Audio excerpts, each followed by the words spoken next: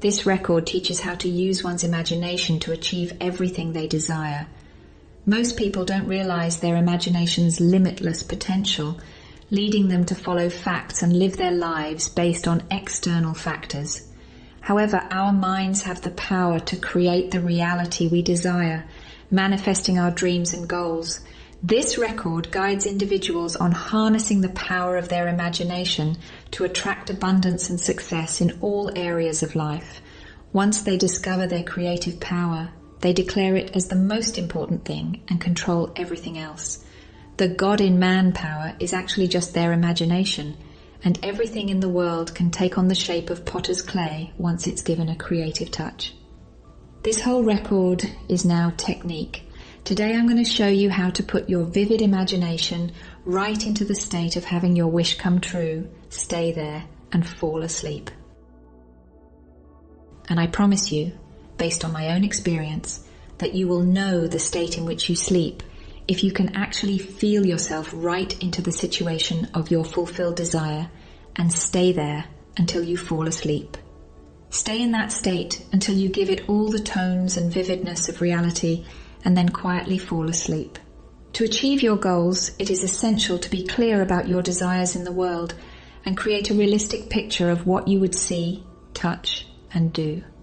Imagine yourself fully immersed in this picture, feeling the textures, sounds, and emotions as if they were happening in real life. Let go of doubts and fears and be present in the moment. This visualization technique will attract opportunities and resources needed to manifest your desires in the physical world. Trust in the process and have faith that what you want is already on its way to you. For example, if you wanted a house but didn't have any money, you would still know what you want and create a picture of your dream home that looks as real as possible, with all the things you would want without considering anything else. Then, this night, when I went to bed, I was in a state that is just on the edge of sleep.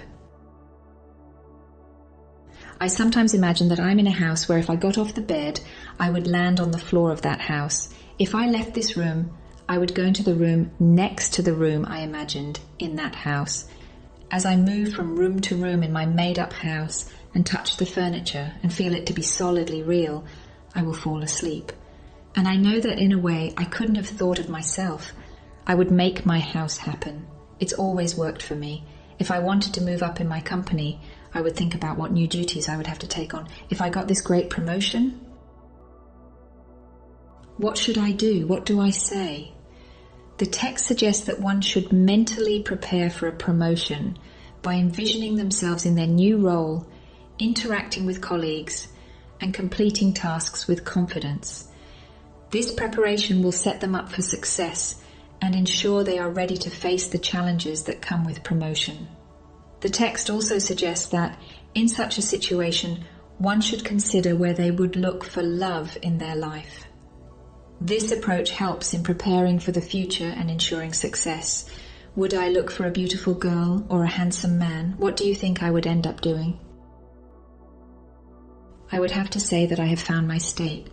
If I were a woman, I would wear a wedding band to feel complete and connected with someone. I would seek a soulmate who understands and supports me unconditionally. Once I found them, I would cherish them and wear the wedding band proudly as a symbol of our commitment. Love is a beautiful thing, and I would never take it for granted.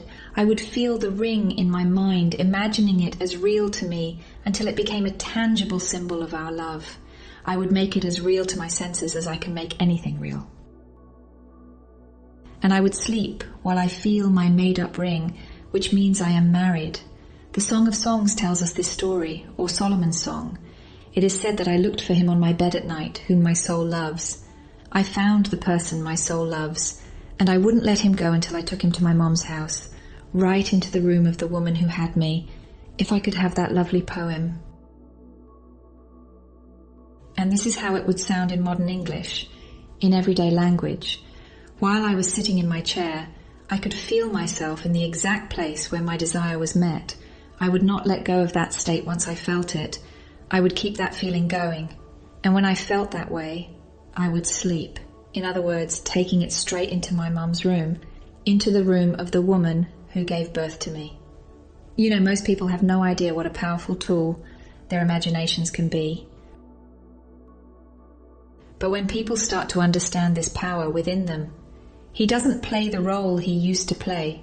The author reflects on the power of thoughts and imagination in shaping one's destiny rather than becoming life's mirror. They realize that they can create happiness through their mind, allowing them to manifest their desires into reality. This realization changed their life forever, and they now control their own dreams and future. The key is to focus on the feeling of achieving their wishes and to stay buried as they are able to do so. This realization allows them to stay alive and focused on their dreams. The feeling of having a wish come true gives us the power to live a fuller life. Most of us are scared to think of ourselves as important and good people, feel confident in what we bring to the world. Because the moment we start to believe something, our senses and reason tell us that it is not true.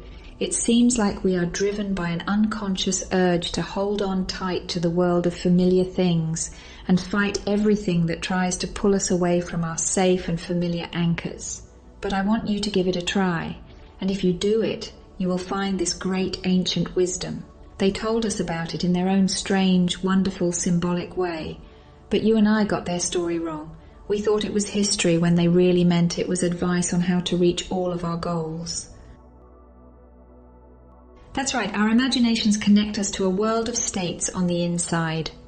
Ancient teachings encourage us to transcend the physical world and harness our mind's power. The text emphasizes the importance of releasing fear and doubt, embracing the power of our imagination, and letting go of familiar attachments to unlock our true potential and achieve our dreams. It suggests that these states, while real, are just possibilities when we dwell on them, making them very real.